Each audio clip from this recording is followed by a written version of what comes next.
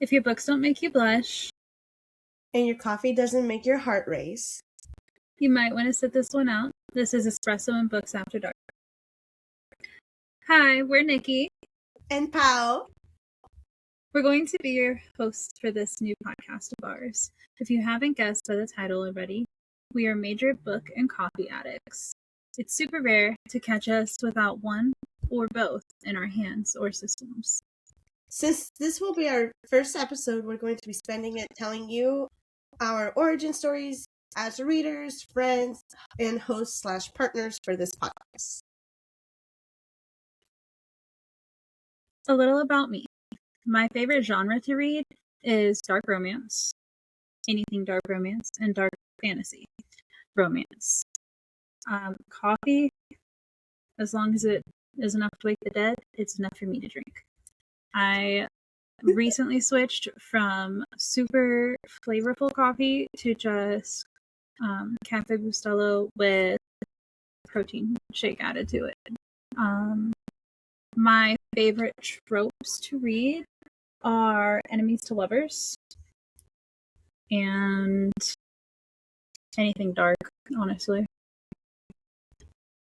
My zodiac sign is Virgo, and I'm very obsessed with being Virgo. I was born in August, the end of August. My favorite book boyfriend is hard, but it's probably Death from Gods and Monsters. And my favorite book girlfriend is Sarah from Light It Up and Lana from the Mindfuck series. Yeah, nice. Okay, my turn. I'm gonna say the same information, but obviously my version. So, my favorite genre, honestly, I mostly read romance, and then right behind that, it would be fantasy/romantasy. I read all kinds of romance, contemporary, dark, in between. My favorite coffee depends on where I'm going, but my go-to coffee order when I'm trying a new spot is usually a cold brew with caramel and milk. I feel like it's really hard to get that wrong, and I love how it tastes. And then tropes similar to Nikki. Enemies to lovers. I love enemies to lovers. It's just the tension. And then white shoes. I'm a sucker for white shoes. You get me a white shoes book, I am there. Okay, I will read that and eat it up. Zodiac. I'm a Cancer. July Cancer. So in other words, I'm an emotional wreck most of the time. We wear our hearts on our sleeves. Just roll it. Favorite book boyfriend. I have a lot. But my main one that I always go to is Reese from the Court of Thorns and Roses series, just because he really revolutionized my world as a reader. And then my favorite book girlfriend is also Lana from the Mike Buck series. Yeah, she's a must in my opinion. She has to go on there. How could you not include her? It's the badassery for me, and just the growth overall. Yeah. So yeah, that's our little intro. I just have to add, you can't go without her attire. It's just superior. True. So our first real topic, aside from getting to know us and what some of our fave things are, is when we fell in love with reading and how we came together as friends. So first, we'll start with when Pal fell in love with reading. Oh God. I used to not like reading. My mom had to bribe me and make a lot of deals with me to simply pick up a book. But that was when I was really young. I first fell in love with reading in 6th grade when I discovered the Percy Jackson series. Yeah, that series changed my life. I was like mythology in the real world. Thanks, Mom. Yeah, yeah, for real. But she did not recommend me the Percy Jackson series. I came across it on my own. And then yeah, and after that, I dived into like the classics, um, Hunger Games, Divergent, Harry Potter, so on. I like blew past those really quickly. And I even started the Mortal Instrument series, but I never actually finished it. So we shall see if that ever happens. I didn't like Clary. She That's okay. I have to read it too. okay. I thought you I were gonna come at me because that's the no, I usual would. reaction I get. I would never. Okay, because I didn't y'all. For those who love the Mortal Instrument series, I'm sorry, but Clary Frey is just annoying, in my opinion. She got on my nerves. I could not. Same with Simon. Jace, I was here for. Magnus, I was here for literally anyone but Clary and Simon. But So the funny unfortunately, thing is, Clary is like the main narrator. So moving I on. just no wait. I just want to add before you jump next because I didn't read them at all. I watched the show, so when I started to read the first book is when I was like, can't do this, and tabled it. I've only seen clips of the show, but I did see the movie, and I loved the movie from what I remember. Um, yeah, but yeah.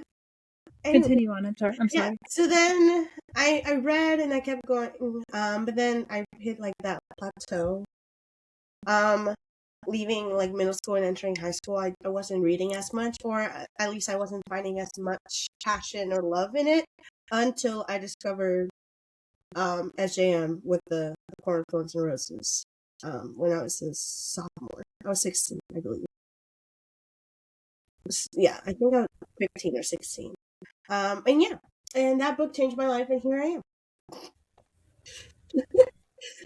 Yeah, it's just after that, that's when I first discovered romantasy, and a few years later, I joined Bookstagram, and that really opened up my world to a lot of different genres and reads and tropes, and not to mention friends. Um, and yeah, to this day, I'll forever be grateful for books and the joy and comfort that they provide, as well as the escape. Uh, yeah, so that's how I became a reader. We really can thank Percy Jackson and A Court of Thorns and Roses for helping and making those impacts to get me to where I am today, which is here with you. And I love that so much. I think I personally will forever be grateful to your mom for pushing you into reading. She Um, regretted it, low key. At least I'm sure she still does to this day. But she just has packages come to the door randomly. oh my god. No, she especially once I started getting my own income and stuff, and like the constant, and like when you make book friends, sometimes like there's a constant like, oh my god. Um It's like a never ending loop of what's in I the got mail today. another book. Like, yeah. More? Like you have enough. I'm like, there's no such things as enough books, okay? Never. And then yeah, and I'm like, I was like, Mom, you asked for this, remember? You pushed for your daughter to become a reader. What did you expect? It's so fun. And then obviously just be glad I'm addicted to books and not drugs. Except caffeine. That's the only drug I'm Exactly. I just went like over a week without coffee, and but I just got some Red Bulls. It is what it. But now I have my coffee again. I'm really happy. Um, I I kind of have this love hate for when I became a reader in life because I was never really pushed into reading as a kid. I mean, book reports and stuff. I hated them. I hated having to read them for them. I know you probably know what I mean. And then on top of that, um, no one in my family was really big into reading, so there was never that like passion for it.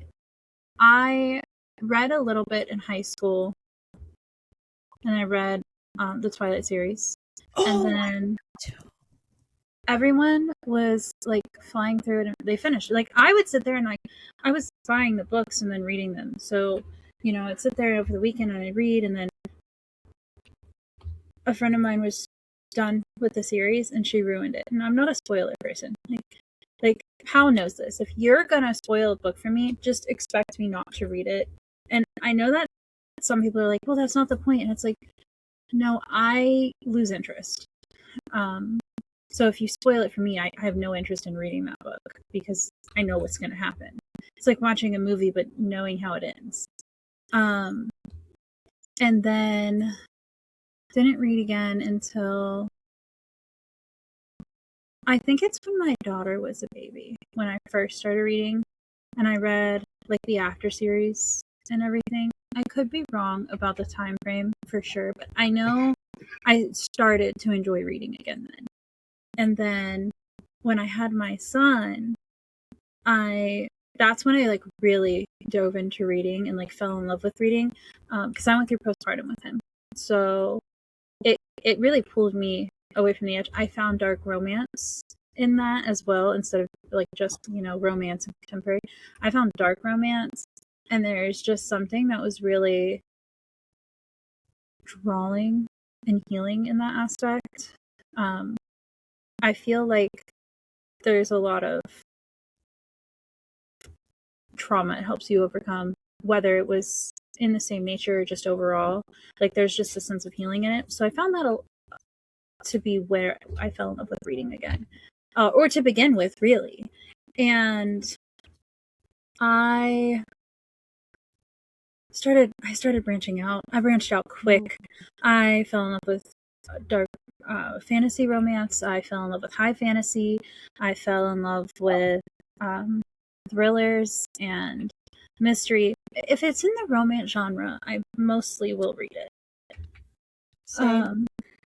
Then I created a Bookstagram. It's been about 2 years, and within the first year, I became an author's PA, and I've been doing that for over a year now. And then I also met some of my best friends. I met Pal through Bookstagram.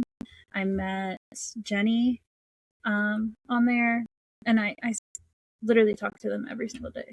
So like reading has become such a big part of my life, and the community is brought. Yeah. So, and that kind of brings us on like how Pal and I became friends. I think it just we talked about it recently, and like originally I'm like, oh, it's because of Jillian, but it's more because she's a common thread with us, but it's not. But she's not what actually brought us together as friends. Y'all, we had the same debate. We did. Oh, because the reason you and I became friends it didn't even have to do with Jillian. Now we love Jillian, and we're like super excited for her upcoming series. And I need her to finish writing and send out those arcs. But I can't wait for these. But the reason you and I connected and became friends was through sister, Alyssa. Exactly. Because I became friends with Alyssa. Now, I feel bad, but I don't actually remember what brought us together. I feel like with her, it was actually Jillian.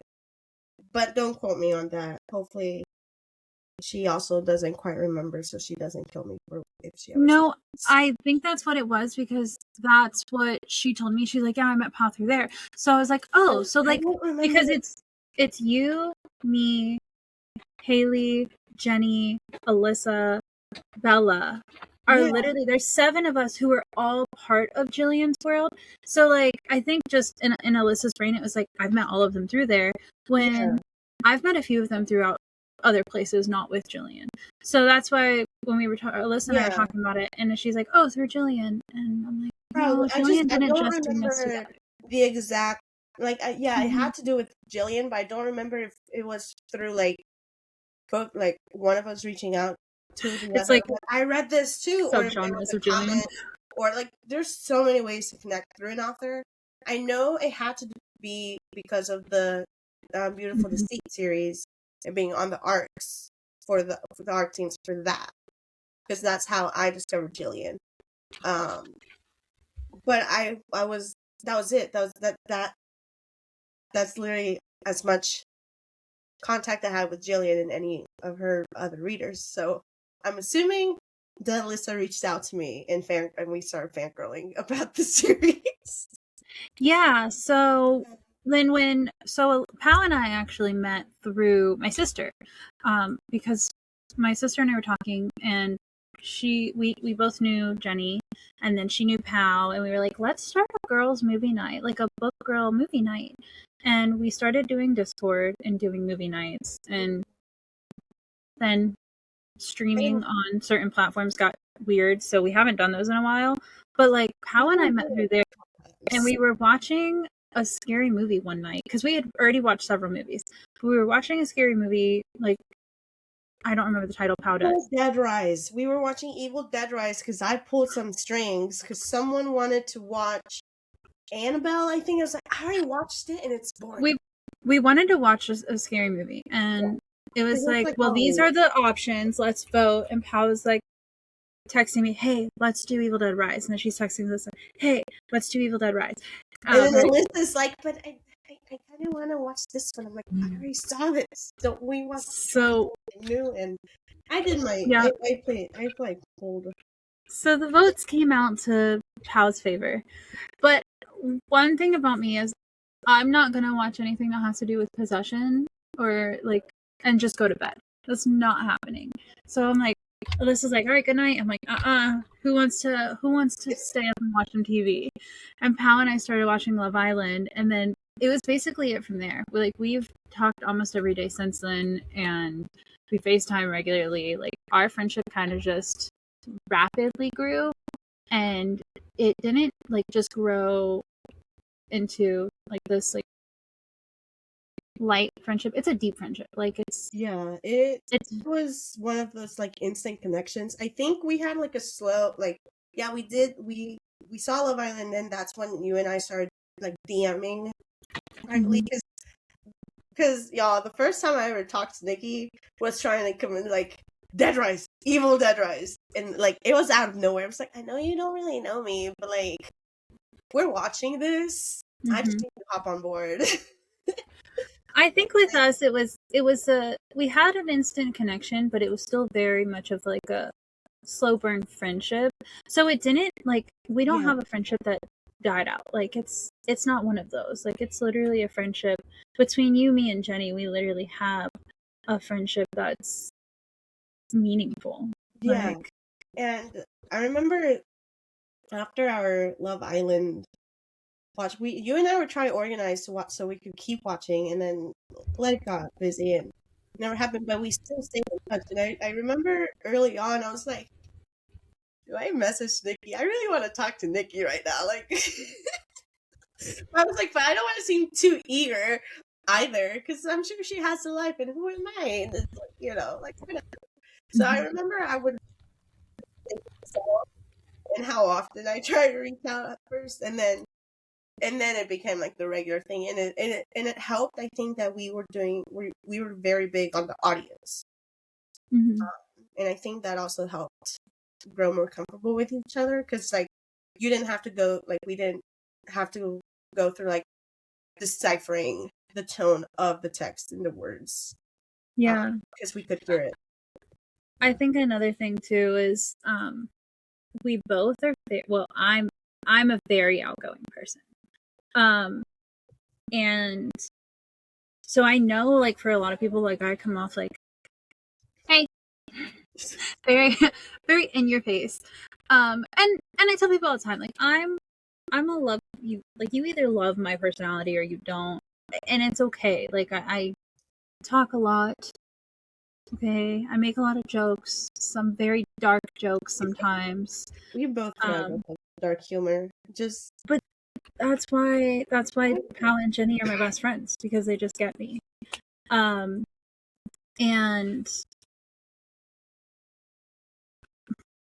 I had more going for that, but it kind of just whisked away. But now we have our little trio. And like the trio is rather recent compared to like our separate friendships. Yes, because But I now, talk to like, Jenny because regularly, and then I talk to Pal regularly, and I was like, I'm I'm in like 4 different, message groups between you guys and then like other chats, and I was like, I'm done with this. Hello. yeah, so we really have Nikki to thank for making the trio happen.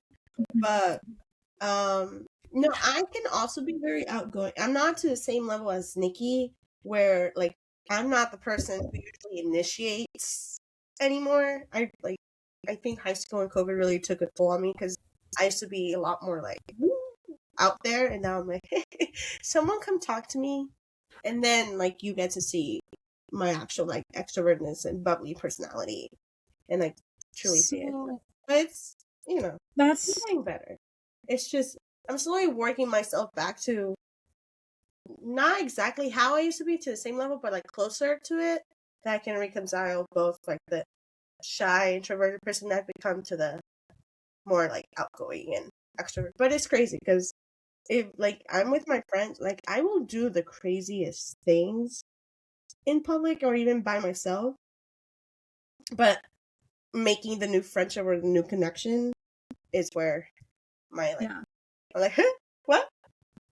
I People? think that's what I was gonna say is like I spent so long as a stay-at-home mom, and I think that I love my children. I love being a stay-at-home parent, but I think it also played a big role for me because of the isolation and like my personality wasn't made for that. Um, but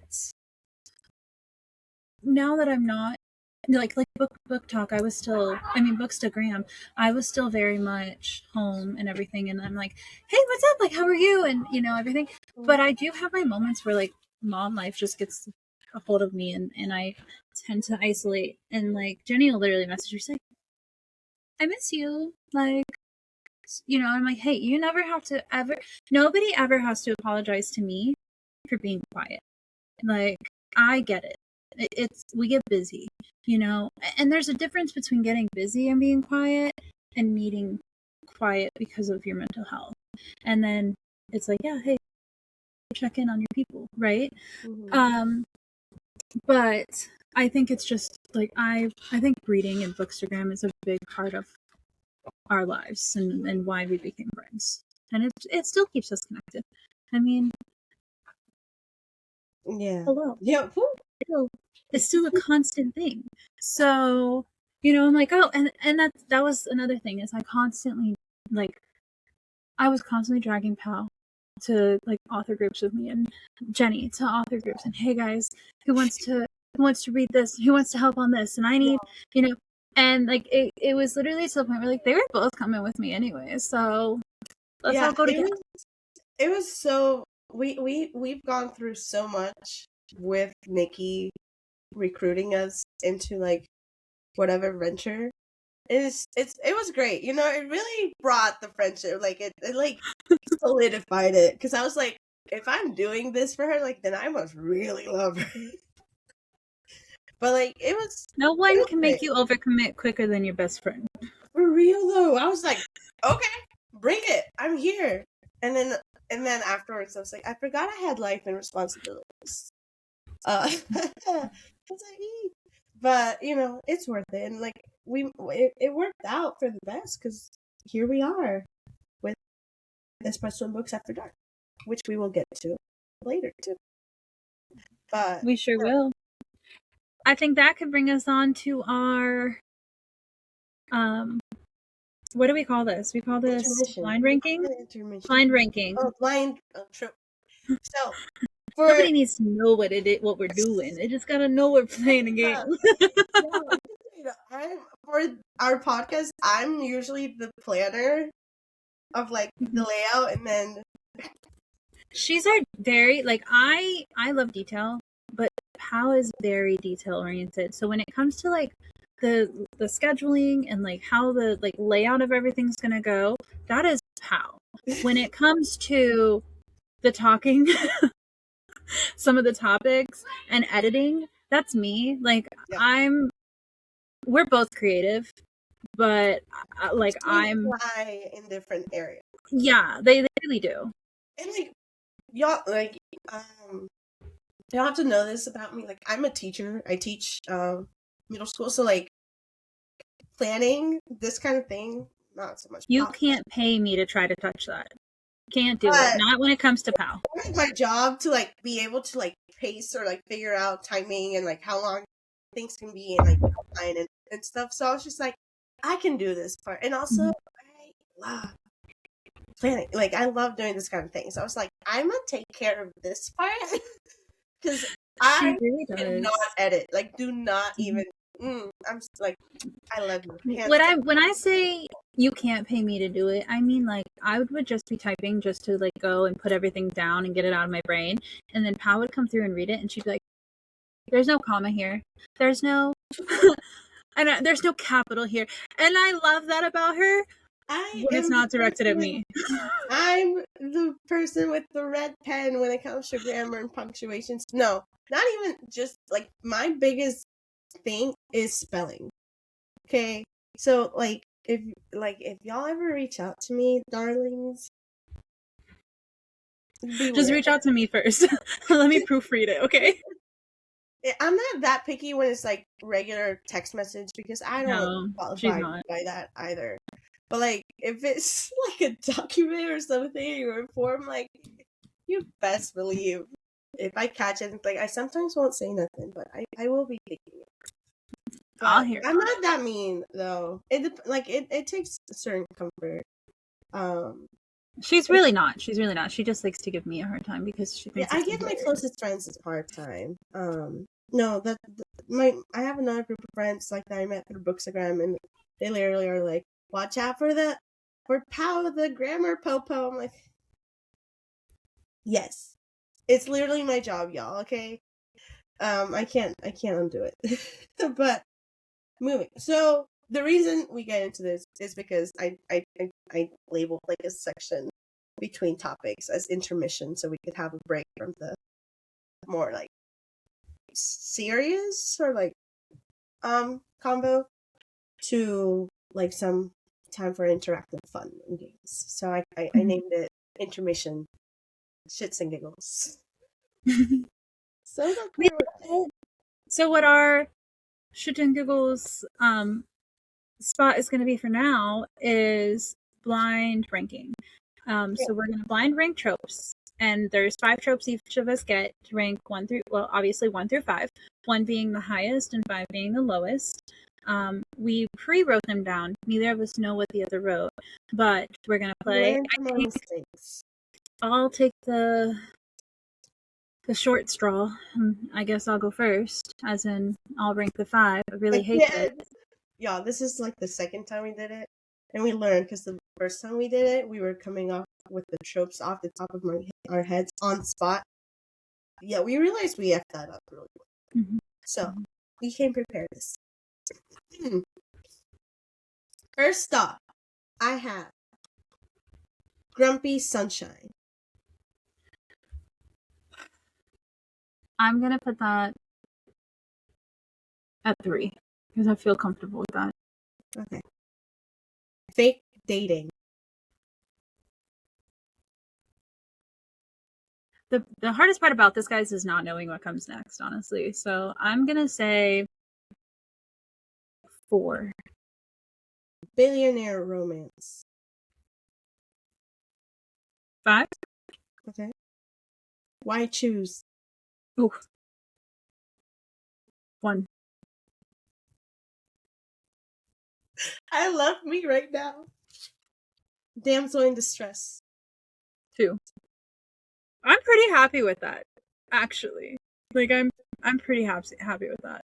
But I will say for 2, I do prefer a damsel in distress who becomes her No, own no. hero. But I can handle a damsel in distress who is saved. All right, your turn.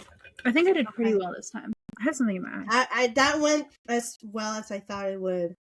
But I was like, I'm gonna put Damsel in Distress on there, and I bet she's gonna put it high, and that's gonna make me so happy because I know she's not the biggest fan unless it goes a certain way. I don't hate it. It's just Are you kidding? Also, All I hear from you is like, I can't stand the damsel in distress. Like, especially if they just stay in this, like.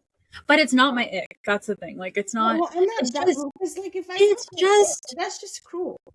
It's just the fact that Same there's way that I don't. I'm not like. women are already portrayed a certain way in the world, so I think that's what gets to me the most. And like, I get it. Like, sometimes you're just a damsel, and that's okay.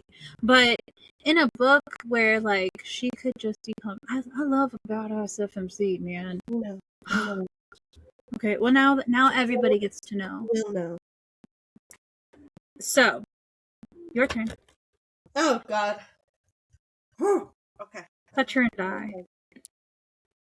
Hmm. Touch her and die. One. Second chance.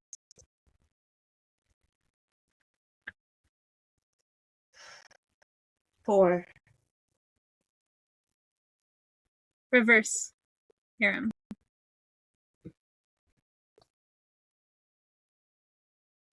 Okay. So in my mind, because it depends. I gotta clarify this one because it depends. Because some people see reverse harem and white shoes as separate things. No, they're the same. Okay. Cool. Okay. Two.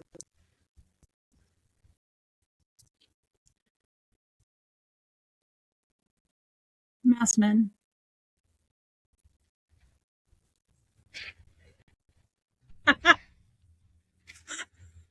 Um.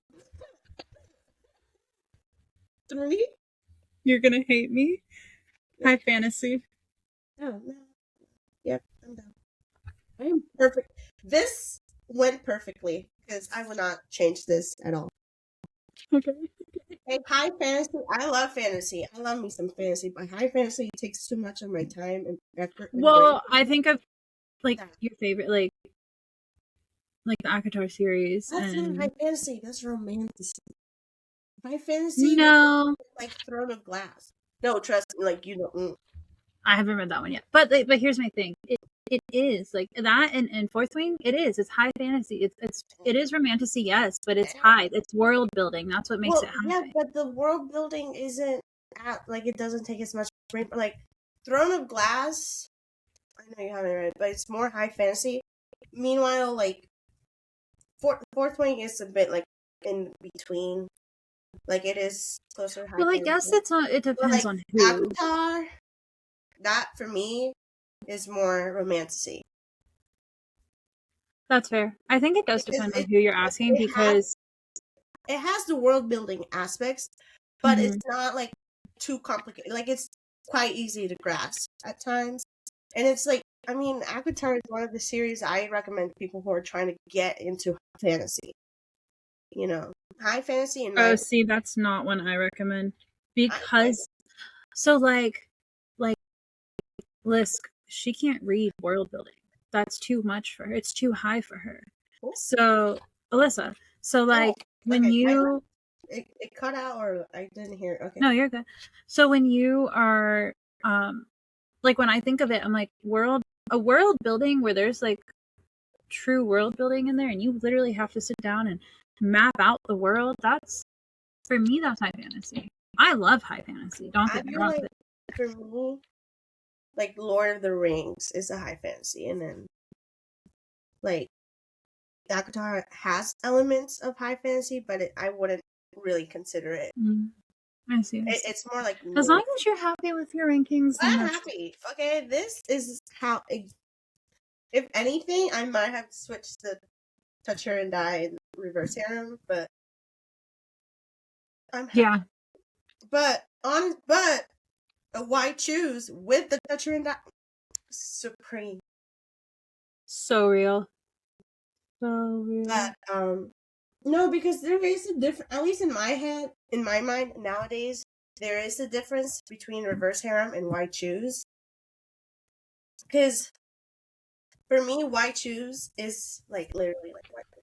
You know, it's the same concept. It's like one woman, one woman. But the boys, the men are boys. You know, the boys are boys.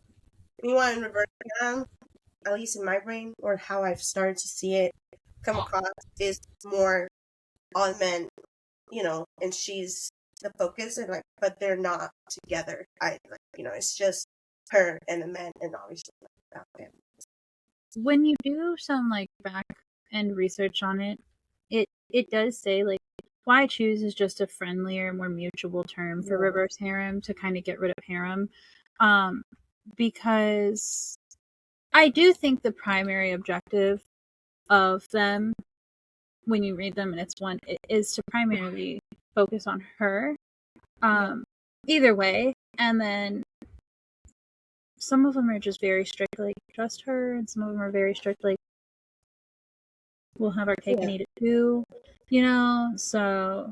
Like I said, it's a personal opinion, because I mean, some people interchange it, and then I've seen that others are like, please separate them. They're not the same thing, and I'm like, I don't really care as long as people I get, as long as it's there, I'm good. Mm-hmm. Mm-hmm. But I think I've enjoyed some of the MM scenes lately since Jillian, and there's another one I read. I love MMs. Okay, Emily. I'd have to go through my Goodreads. Around. Sorry, there's y'all. some. I'm a big fan of MM as well. Mm-hmm. Yes, I do enjoy them. And now we can lead into Espresso and Books, and how it became Espresso and Books, and then how Pal and I became together. How we came together as Espresso and Books. It wasn't always me.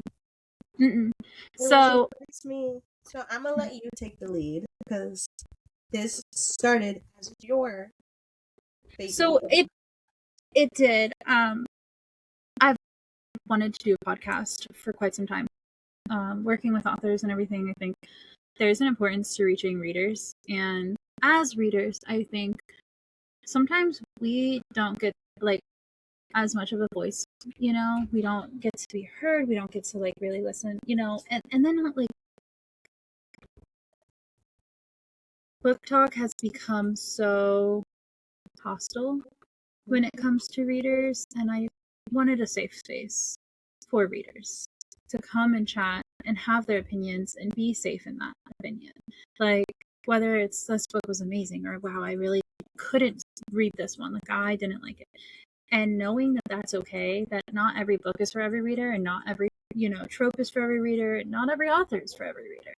And that was important to me. And then helping authors find a reach. So the reason I originally started it was all those, and then to do author interviews and bring their books to light. And I had a co-host previously, and our paths just did not align.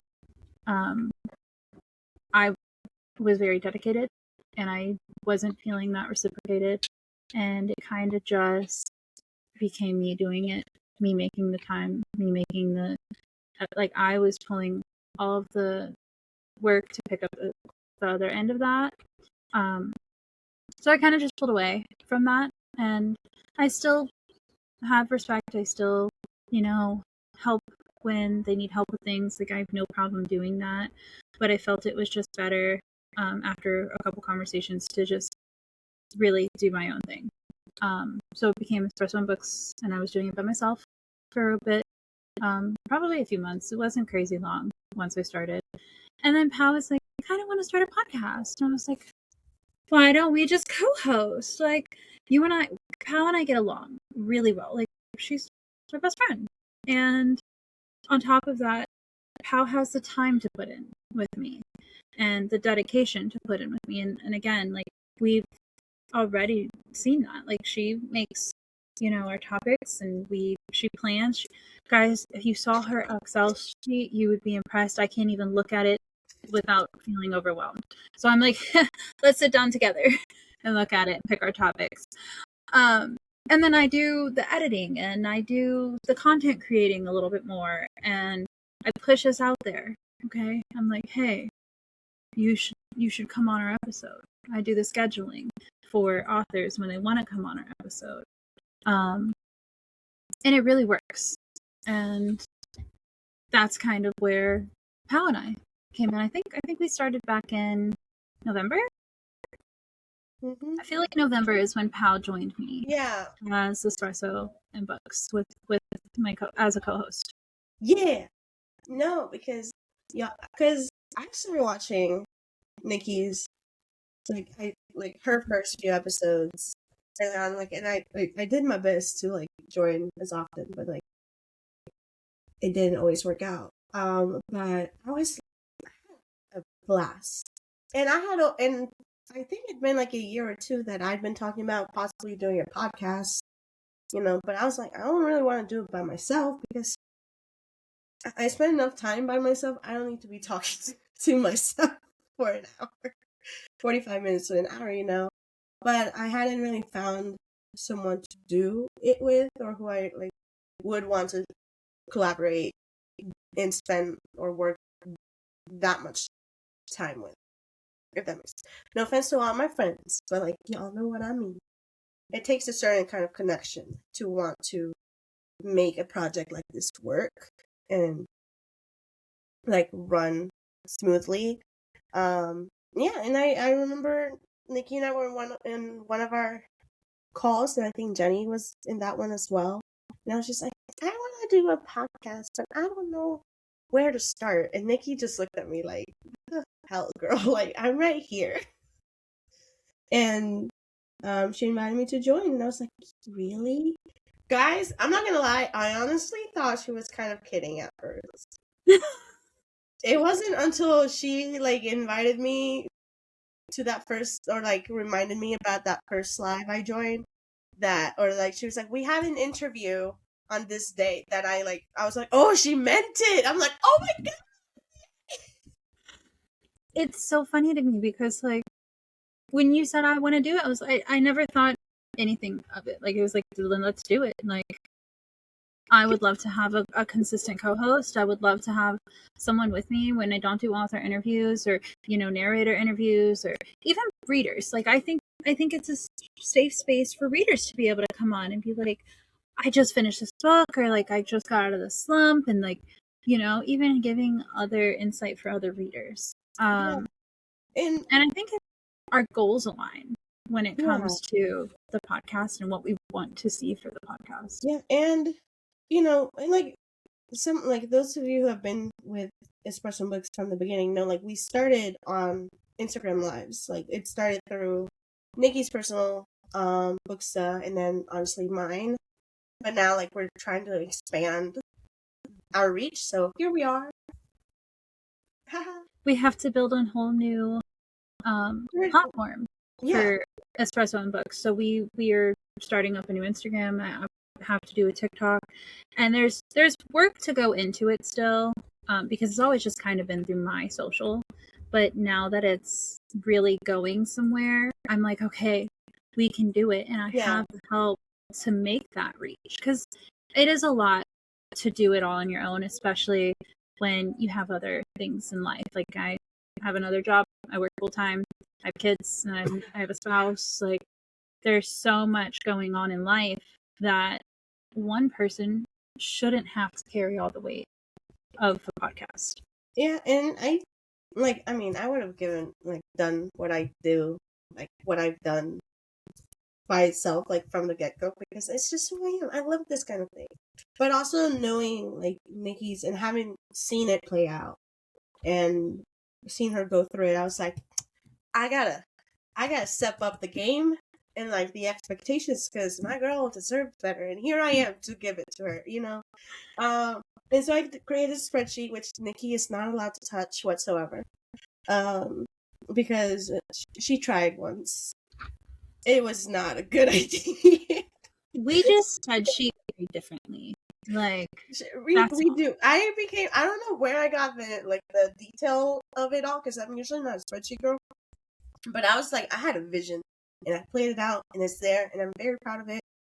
And I don't need Nikki, as much as I love you, to mess it up. We have our field. We each have our strengths. The content planning, or like the brainstorming, or like organizing it falls to me. But like we still come together, and like and we fortunately we're very like-minded in these aspects that we both want, like as Nikki mentioned, we want the same goals or like ideas for what this podcast should be and what will be, right? Because manifesting.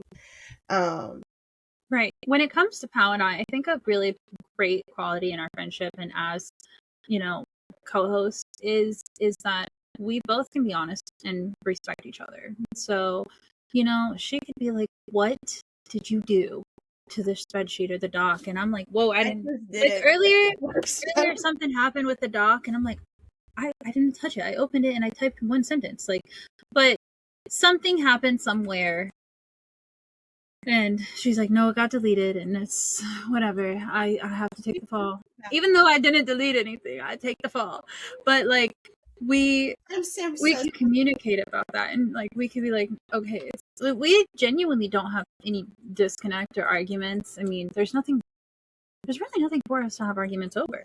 So when it comes to like our friendship and then Espresso and books, it's very easy for us to just communicate because that's what we're very adult. It's a very adult friendship and I love it. And it's a very adult friendship with the three of us. So don't be surprised if one day Jenny comes in on here as well and just chatting it up with us. But I think, our goals and hopes for this podcast is to reach as many book-ish people as possible. Yeah. Readers and authors and narrators and content creators that, graphic designers and all things. I would eventually love to have them all on here to talk about their work in this world and their experiences in this world. I would love to be a podcast that people actually listen to and enjoy listening to.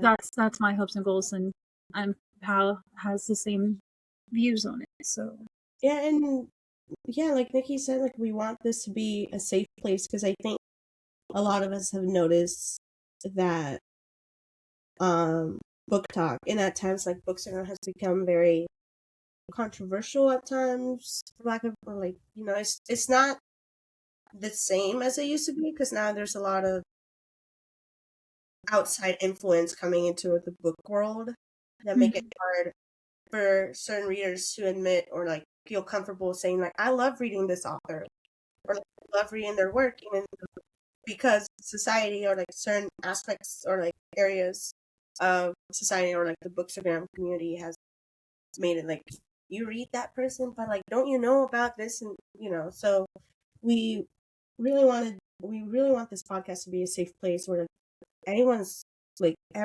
everyone's entitled to their own opinion and we respect it. Like Nikki and I have this disagreements about certain books or like authors or reads, and that's okay. And a thing is, the only thing you'll never find us supporting is I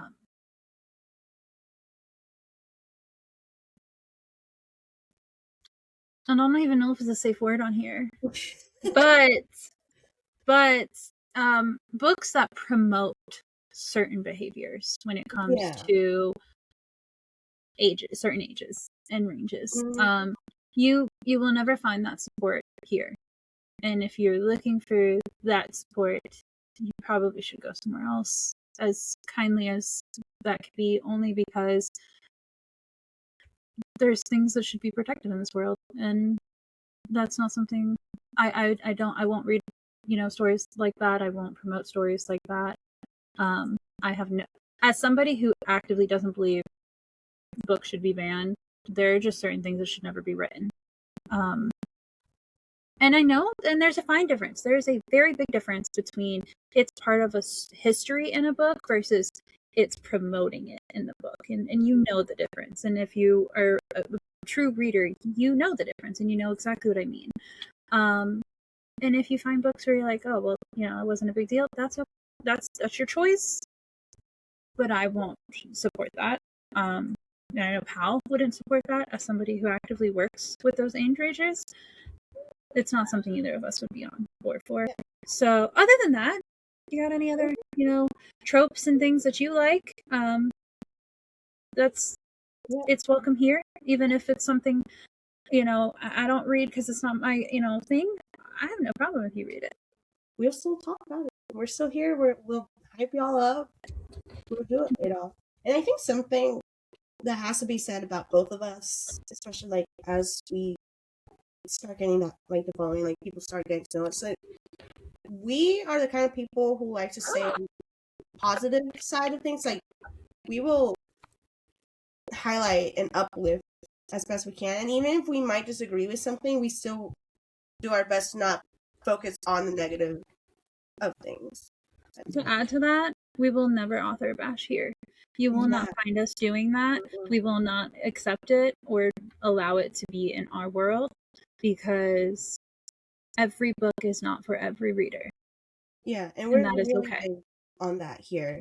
And yeah, I mean we've done like I know when we've talked about like certain books that we don't like, we always focus on like the work or like that certain aspect, but it's not but it's never about the author or like the person who made it, because like Nikki says, every book is not for every person.